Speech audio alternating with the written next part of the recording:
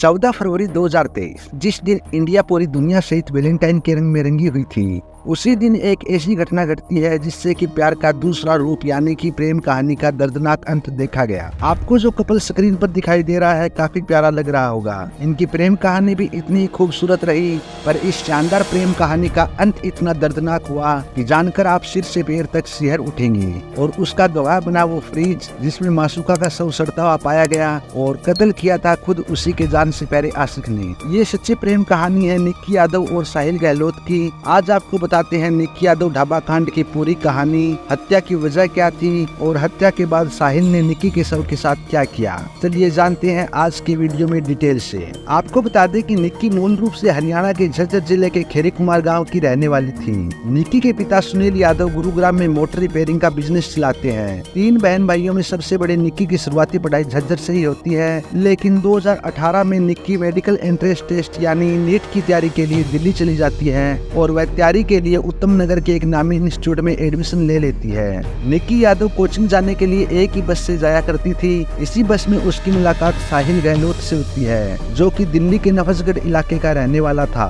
साहिल भी उत्तम नगर के एक कोचिंग सेंटर से SSC यानी कि स्टाफ सिलेक्शन कमीशन की तैयारी कर रहा था। वो दोनों रोज एक ही बस में जाते हैं। सफर के इस सिलसिले में पहले निक्की और साहिल की नजरें मिलती है और पता ही नहीं चलता कि कब दोनों एक दूसरे को दिल दे बैठते हैं। समय के साथ साथ इन दोनों का प्यार गहरा होता चला जाता है। कथित तौर पर दोनों प्यार में पड़ने के बाद एक ही अपार्टमेंट में लिव इन रिलेशनशिप में रहने लग जाते हैं। इसी बीच एंट्री होती है कोरोना वायरस की, जिसके कारण पूरे देश में लॉकडाउन लग जाता है। इसी कारण दोनों को अपने अपने गाँव लौटना पड़ता है क्योंकि सभी कोचिंग पर ताले लग चुके थे।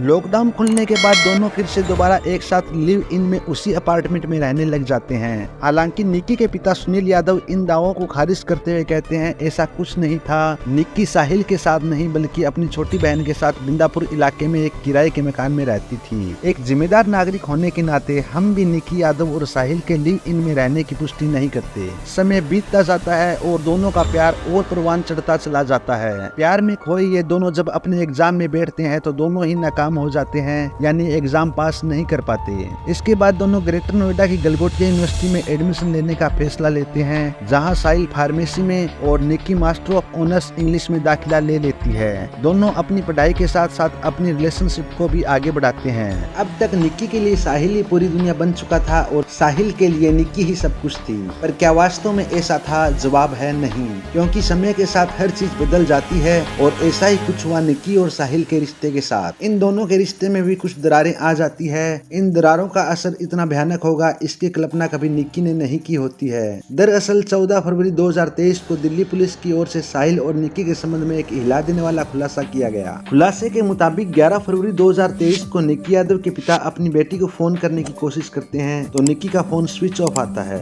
इसके बाद वो निक्की के साथ रह रही छोटी बहन को फोन करते हैं तो वो बताती है कि निक्की गोवा घूमने गई है। इस बात की पुष्टि के लिए पिता द्वारा निक्की के कई दोस्तों को फोन किया जाता है, मगर निक्की के बारे में कोई भी जानकारी नहीं मिलती है। पर एक दोस्त बताता है कि उसने निक्की को आखिरी बार साहिल के साथ देखा था। निक्की के पिता साहिल का नंबर लेकर उससे बात करते हैं तो साहिल कहता है कि मुझे निक्की के बारे में ज्यादा पता नहीं है, मैं तो अपनी शादी में बिजी चल रहा हूँ। निक्की शायद देहरादून या मसूरी गई होगी, अब तो मैं निक्की के कांटेक्ट में हूँ नहीं। इसके बाद अगले दिन 12 फरवरी को निक्की के पिता साहिल के पिता से फोन पर बात करते हैं तो वो भी कहते हैं कि मुझे भी आपकी बेटी के बारे में कुछ नहीं पता है। अभी निक्की के पिता अपने लेवल पर बेटी को खोजने की कोशिश कर ही रहे थे। इसी बीच 13 फरवरी को दिल्ली पुलिस के पास किसी का गुमनाम फोन आता है कि नफजगढ़ इलाके में एक ढाबा मालिक ने एक लड़की की हत्या करके शव को ढाबे के अंदर छुपा रखा है। इस कॉल के बाद दिल्ली पुलिस तुरंत हरकत में आती है और भागते हुए ढाबे पर पहुंचती है। ढाबा बाहर से बंद था।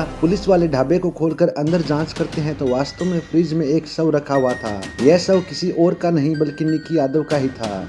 कुछ खबरों के मुताबिक पुलिस ने गुमनाम कॉल पर कार्रवाई नहीं की थी, बल्कि बेटी के नहीं मिलने पर निक्की यादव के पिता पुलिस से कांटेक्ट करते हैं। पुलिस वाले निक्की की बहन से पूछताछ करते हैं तो वह साहिल का नाम लेती है। अब अब पुलिस साहिल से कांटेक्ट करने की कोशिश करती है तो उसका फोन स्विच ऑफ आता है। इसके बाद पुलिस मित्राव गांव में साहिल के घर पर जाती है तो साहिल वहां भी नहीं मिलता। पुलिस ताबड़तोड़ छापेमारी करती है और अंत में पास के एक गांव से साहिल को गिरफ्तार कर लेती है। लाश मिलने के बाद नेशनल मीडिया में यह दावा किया जाता है कि लिव इन रिलेशनशिप में रह रहे बॉयफ्रेंड ने गर्लफ्रेंड का कत्ल कर शव को फ्रिज में छुपा दिया। लेकिन जब पुलिस जांच शुरू करती है तो बेहद चौंकाने वाला खुलासा होता है कि दरअसल 2020 में जब दोनों का प्यार परवान पर था तभी दोनों 10 अक्टूबर 2020 को ग्रेटर नोएडा के आर्य समाज मंदिर में पूरे रीति रिवाज से शादी कर लेते हैं। इस बात की पुष्टि तब होती है जब पुलिस निक्की के कमरे की तलाश लेती है और उन्हें वहां दोनों की शादी की तस्वीरें और सर्टिफिकेट मिलते हैं। मंदिर की रिकॉर्ड बुक से दोनों की शादी होने का रिकॉर्ड भी लिया जाता है जो कि सही होता है। शादी दोनों ने अपनी मर्जी से की थी मगर दोनों ही अपने अपने परिवार वालों से इस शादी के बारे में छुपाते हैं। इधर जब समय बीतने लगता है तो साहिल पर परिवार वाले शादी का दबाव बनाने लगते हैं पर साहिल लगातार शादी से इनकार करता है। हालांकि परिवार वाले शादी के लिए ज्यादा दबाव बनाते हैं तो साहिल परिवार वालों के सामने खुलासा करता है कि वो ऑलरेडी निक्की यादव से 2020 में ही शादी कर चुका है। खुलासे के मुताबिक इसी के बाद परिवार वाले साहिल से कहते हैं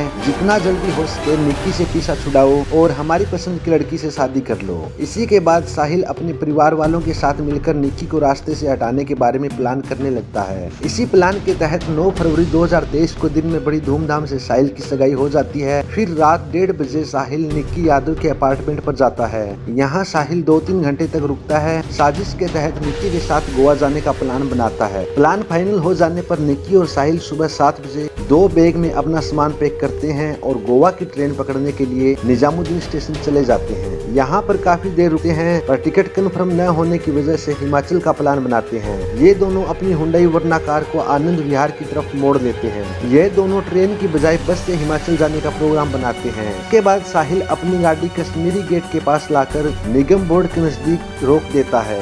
यहाँ पर प्लान में हुए बदलाव को लेकर दोनों में बहस हो जाती है। आधे घंटे तक दोनों का झगड़ा चलता है। इसी झगड़े के दौरान साहिल कार में रखी चार्जर केबल से निक्की का गला अचानक दबा देता है। तब तक दबाए रखता है जब तक निक्की की मौत नहीं हो जाती।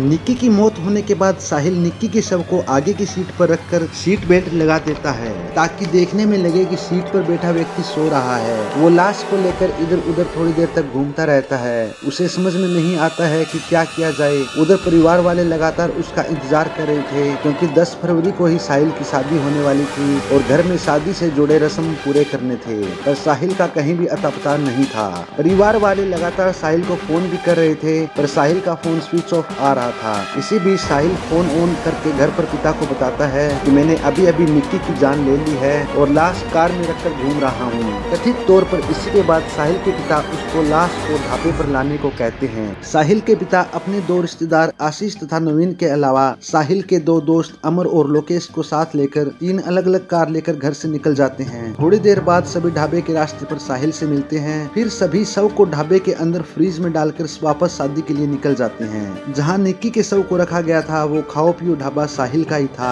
इन दिनों साहिल की शादी की तैयारियों की वजह से आजकल बंद था। बस इसी कारण किसी को लाश की भनक नहीं लगती है। यह सब कुछ करने के बाद साहिल निक्की के फोन से अपनी चैट और कॉल हिस्ट्री को डिलीट कर देता है। ठीक उसी दिन यानी 10 फरवरी को ही साहिल की शादी हो जाती है। शादी के अगले दिन साहिल वापस ढाबे पर निक्की के शव को देखने आता है कि सब ठीक ठाक है ना। इसके बाद वो अपनी नई शादीशुदा जिंदगी को खुशी खुशी जीने लगता है। प्लान था कि कुछ दिन बाद चुपके से लाश को पास के बड़े नाले में फेंक देंगे पर इसी बीच निक्की यादव की तलाश शुरू हो जाती है जिसकी आंच साहिल पर आती है और फाइनली साहिल को गिरफ्तार कर लिया जाता है। निक्की और साहिल की कहानी के बारे में एक थ्योरी यह भी है कि जब साहिल की शादी तय हो जाती है तब इस बात की जानकारी निक्की को एक कॉमन फ्रेंड के जरिए मिलती है। इसी के बाद जब 9 फरवरी को साहिल निक्की से मिलने जाता है तो इस बात को लेकर दोनों में झगड़ा हो जाता है। निक्की कहती है कि तुम अभी इस शादी को कैंसिल करो और मेरे साथ दिल्ली से बाहर कहीं चलो। निक्की के जोर देने पर गोवा जाने का प्लान बनाते हैं और फिर वही सब कुछ होता है जो आपको जस्ट थोड़ी देर पहले बताया है।